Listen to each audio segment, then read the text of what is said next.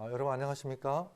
오늘 우리 함께 나눌 하나님의 말씀은 고린도전서 5장 16절에서 18절의 말씀입니다. 여러분 너무 익히 잘 아시는 말씀이죠. 항상 기뻐하라, 쉬지 말고 기도하라, 범사에 감사하라. 여러분 우리 몸이 아프면은 병원에 가죠. 그럼 병원에 가면은 엑스레이도 찍고 CT도 찍고 MRI도 하고, 근데 여러 가지 수치상으로는 정상일 경우가 있어요. 근데 정작 본인은 굉장히 찌뿌둥하고 힘들고 괴로워요. 그럴 경우는 우리가 어디 가죠? 그렇죠. 한의원을 갑니다. 그러니까 한의원에 가면은요, 되게 침을 놓든지 뜸을 놓든지 부항을 뜨든지 뭐 추나를 하든지 뭐 여러 가지 요법들이 있습니다. 근데 그 중에 가장 대표적인 요법이 침이죠. 근데 한의사 중에 몸에다가 머리부터 발끝까지 침을 되게 많이 놓는 한의사가 있는가 하면은 그냥 침을 그냥 한 두세 곳 정도 꽂는 그런 한의사들이 있습니다. 근데 이제 어떻게 생각해 보면은 모르겠어요. 뭐 여러 곳에 침을 많이 꽂는 것도 뭐 치료의 방법 중에 하나이겠지만은 정작 명의는 많은 곳에 침을 안 꽂는다고 합니다. 여러분 풍선 하나 터뜨리는데 침을 여러 방 찔러서 터뜨릴 필요가 없어요. 그냥 한 방이면은 터지는 거죠. 그래서 우리 몸에 막힌 곳도 진짜 명의는 침 한 방이면은 막힌 곳을 뚫어줄 수 있다는 것입니다. 그걸 뭐라고 하죠? 일침을 가한다고 얘기합니다. 몸의 병은 명의를 만나면은 일침이면은 그 막힌 곳이 뚫려서 정말 그 수많은 의료기기들을 진단 장비들을 동원해서도 잡아내지 못한 나의 몸의 그 병을 그냥 침 한 방으로 뚫어줄 수 있는데 우리의 마음의 병은 어떤 침으로 뚫을 수 있을까요? 그렇죠? 항상 기뻐하라, 쉬지 말고 기도하라, 범사에 감사하라. 이것이 바로 우리의 마음의 병에 가하는 일침이고 늘 우리를 건강한 마음의 상태를 유지해주는 정말 중요한 우리의 믿음의 이 주문과도 같은 말씀이라는 것을 저는 깨달았습니다. 여러분 아침에 일어나시면은요 몸이 개운하시죠. 밤새 잘 주무셨으니까 에너지 충전이 잘 된 거죠. 그래서 아침에 일어나면은요 마치 낮 동안 흐려졌던 물이 밤새 잠잠해지고 가라앉고 고요해지면서 맑음을 회복해요. 그래서 아침에 일어났을 때 우리의 영혼이 가장 맑을 때입니다. 그래서 이때 말씀을 상고하고 명상하고 깨닫기가 가장 좋은 시간이죠. 그래서 아침은 어떤 시간이요? 깨우침의 시간이에요. 깨우침. 자, 그러면은 우리가 깨우칠 때에 우리 몸에서 진리를 깨우쳤을 때 아하, 유레카 하고 정말 내 안에서 깨달음에서 오는 그 감동 있잖아요. 그때 우리 몸이 어떤 반응을 하냐면은 이 엔돌핀보다도 더 강한 다이돌핀이 나온다고 합니다. 그래서 그 다이돌핀이 아침에 가장 맑은 영혼을 가지고 있는 그때에 하나님의 말씀을 깨달음으로써 깨우침으로써 그 다이돌핀이 나왔을 때 우리가 그 깨달음으로 오늘 하루 종일 기뻐할 수 있다는 거죠. 이것은 어떤 득실이나 또 내가 원하는 일의 성취나 어떤 밖의 어떤 요인에 의해서 좌우되는 기쁨이 아니라는 거예요. 이것은 내 안에서 생화학적으로 늘 샘솟는 몸의 기쁨이고 마음의 기쁨이라는 거죠. 그래서 뭐 할 수 있다고요? 이 깨우침에서 오는 기쁨이야말로 나의 의지에 의해서 또 외부 환경의 변화에 의해서 좌우되지 않는 항상의 기쁨이 될 수 있다는 것입니다. 그 다음에 낮 동안에는 우리가 이제 사람도 만나고 일도 여러 가지 일과 부딪히고 또 여러 가지 경험을 하고 그렇잖아요. 기분 좋은 일도 있고 안 좋은 일도 있고. 그래서 낮 동안에는 뭐죠? 마주침입니다. 마주침. 일과 마주치고 사람과 마주치고. 그렇죠? 마주침 속에는 뭐가 있냐면은 가르침이 있어요. 가르침. 여러분 그 가르침이라는 게요. 이 공자 선생님이 제자한테 이런 말을 하죠. 삼인행 필류 아사. 세 사람이 동행하면은 반드시 나의 스승이 있도다. 그 중에 어진 자는 내가 본보기로 삼고 불초한 사람, 즉 어지지 못한 사람은 내가 거울로 삼으면 되도다. 여러분 학생들이 어디서 배우죠? 정답에서 배울까요? 오답에서 배울까요? 그렇죠. 정답은 내가 이미 아는 것이고 오답에서 배웁니다. 그래서 누군가가 실수를 하거나 나보다 못하다고 생각할 때 그 못한 사람을 그 사람의 못한 부분을 밟고 내가 옳다라고 주장하면 같이 못난 사람이에요. 그래서 그 사람이 못난 것을 거울로 삼아서 나도 저런 우를 범하지 말아야지. 그래서 그 사람이 나의 가장 좋은 거울이 되고 스승이 된다는 거죠. 뭐 잘하는 사람은 물론 우리가 본받아야 하는 모본이고, 그러니까 누구를 만나도 나를 좋아하는 사람, 싫어하는 사람, 나보다 뛰어난 사람, 그렇지 못한 사람, 이 모든 사람은 다 나의 삶 속에 나의 가르침을 주는 존재라는 거죠. 그래서 그걸 그런 사람 만났을 때 우리는 뭐예요? 항상 나에게 가르침을 주는 사람에게 감사해야 하는 것입니다. 그래서 이 세상에는요, 두 종류의 사람밖에 없어요. 하나는 나를 보살펴 주는 사람. 우리 부모님이 우리를 보살펴 주시죠.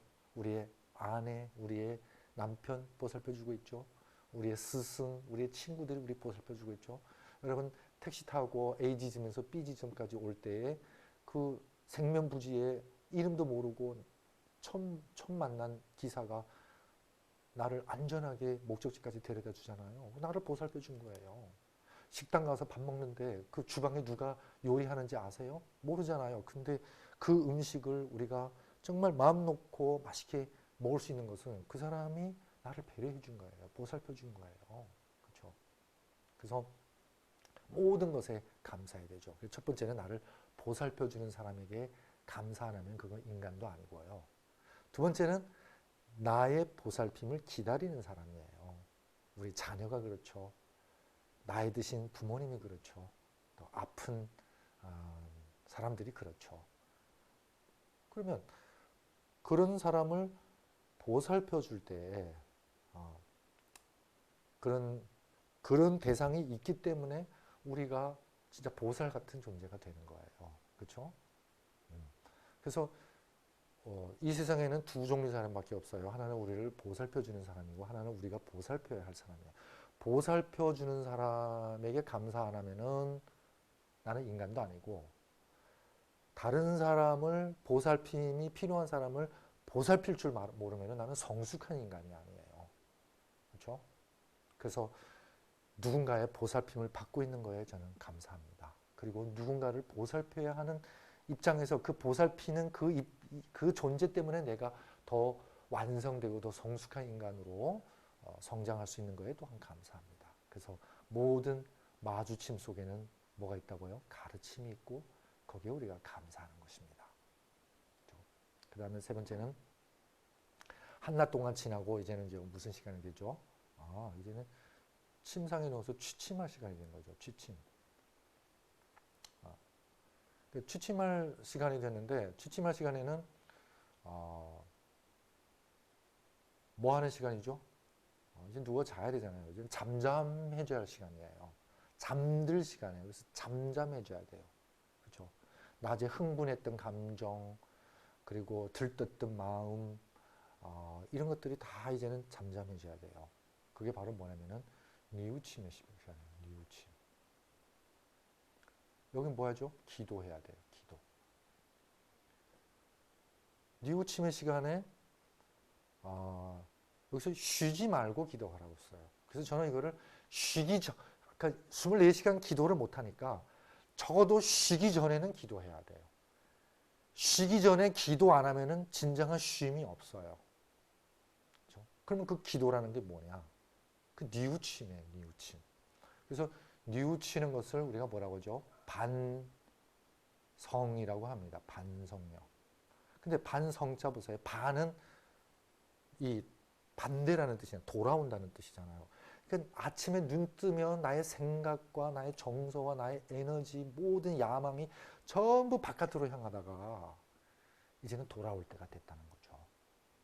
낮 동안에는 삶의 무대에서 희노애락 여러 가지 역할을 진짜 이렇게 연출하고 뭐 마음에 있는 대사 없는 대사 다 그냥 이 삶의 무대에서 우리가 대사를 이야기하지만 저녁이 되면 취침 시간에 뉘우치는 시간을 보내면 이제는 그 무대에서 내려와서 내가 감독이라고 생각하고 내가 오늘 하루 동안 하나님께서 나에게 주신 시공간의 무대에서 과연 나의 희노애락은 적당했는가? 과연 나의 대사는 충분했는가? 남의 역할, 남의 대사까지 내가 뺏어온 것은 아닌가? 반대로 또 내가 할 대사, 내가 할 역할을 제대로 다 연출하지 못한 것은 아닌가? 만약 그랬다면은 아버지 하나님, 저에게 내일이라는 시공간이 또 주어진다면 내일을 향해서 내일의 그 인생 무대에서 적어도 오늘보다는 더 뭐하게요? 좀 더 나은 삶을 살 수 있도록 도와주세요. 그래서 뉘우침, 반성이 있어야 뭐가 있어요? 희망이 있어요. 무슨 희망? 다가오는 내일에 대한 희망. 내일 속에 오늘보다 더 나은 나에 대한 희망. 그렇죠? 이게 바로 뭐예요? 우리가 마음의 병을 고치는 침이라는 거죠. 그래서 아침에 깨우침, 말씀을 탁 깨닫는 순간 에너지가 말씀에서 오는 능력, 에너지가 팍 솟습니다. 그게 생화학적으로는 우리 몸 안에서 다이노핀이라는 엔돌핀보다도 훨씬 강한 다이돌핀이라는 것이 나와가지고 우리를 하루 종일 항상 기쁘게 만듭니다. 에너지 충만하게 만들죠. 그런 마음으로 사람들을 만나잖아요. 그래서 그걸 뭐라고 하면 마음의 에너지, 능자가 충만한 걸 이게 태도, attitude, 태도, 태자거든요. 그러니까 우리가 태도가 일그러지고 자꾸 인상을 쓰는 것은, 자꾸 부정적인 것은 이 마음의 에너지가 적어서 그래요. 말씀의 능력이 없다는 거죠. 깨우침에서 오는, 깨달음에서 오는 희열이 없다는 거죠. 그렇죠? 그런 에너지를 가지고 여러분 하루 종일 마주쳐 보세요. 그러면은 모든 것 속에서 감사하게 되고 모든 상황 속에서 배우게 되고 그런 사람이 성장한다는 겁니다. 변화하게 되고요.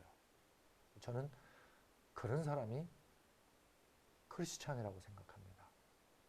그리고 아무리 낮 동안 바쁘고 해도 우리가 때로는 자기중심적이고 또 다른 사람을 정말 배려를 못할, 그러니까 배려 안 하려고 해서 배려 안 한 게 아니고 정말 배려를 못할 때가 있어요. 그렇죠? 그래서 취침에는 뉘우쳐야 돼요. 이 뉘우침은 우리의 신앙과 인격의 성숙도가 바로 여기에 달려 있습니다. 여러분, 뉘우치지 않는 사람, 뉘우침이 없는 신앙, 이것보다 위험한 것 없다는 것 우리가 꼭 깨달아야 합니다. 그래서 오늘 말씀 속에 항상 뭐하라? 기뻐하라. 이 기쁨은 아침에 깨우치면서 와요. 그리고 쉬지 말고 기도하라. 저녁에 하루의 삶을 마무리하고 잠잠해질 때에 그때가 정말 우리 자신을 반성하고 그 반성하면서 내일 더 나은 나를 희망할 수 있는 그런 시간이죠. 그리고 낮 동안 마주침 속에 모든 상황, 모든 사람, 모든 사건은 다 나에게 가르침을 주기 위해서 일어나는 일들이라는 것을 깨닫고 보살피는 사람, 보살핌을 받는 사람이면서 또한 보살피는 사람. 그래서 보살 같은 존재가 되는 거죠. 그렇죠? 자, 그래서 오늘 여기서 항상 기뻐하라, 쉬지 말고 기도하라, 범사에 감사하라. 그래서 줄이면은 기사도예요. 그리스도인들은 바로 이런 기사도의 정신으로 사는 사람이라는 것입니다. 그래서 누에가 누에 꼬치 속에 있는데요. 만약 이 누에 꼬치를 깨지 않으면, 이 누에 꼬치를 버리지 않으면, 이 누에 꼬치에서 솟구쳐 나오지 않으면 그냥 누에 꼬치로 있는 게 아니라 죽어요. 그게 무덤이 돼요. 그렇죠? 근데 누에가 다시 나방이 되고 나비가 되려면요, 반드시 깨고 나와야 돼요. 그래서 이 깨우침이야말로 정말 우리 신앙에서 가장 중요한 공부이기도 하고 신앙의 교과이기도 합니다. 그래서 예수님도 새벽 미명에 기도하시고 다윗도 새벽에 기도하고 영적 노독들 하나같이 새벽 시간을 밝혔다는 것입니다. 자, 오늘 말씀을 여기서 마치면서 우리 기사도의 정신으로 마음의 병이 들지 않도록 깨우침과 가르침과 뉘우침을 매일 스스로 이 침을 놓는 그런 마음의 양의가 되는, 그래서 다른 사람의 마음의 병까지도 고칠 수 있는 그런 우리 모두가 되기를 바라면서 말씀을 마치겠습니다.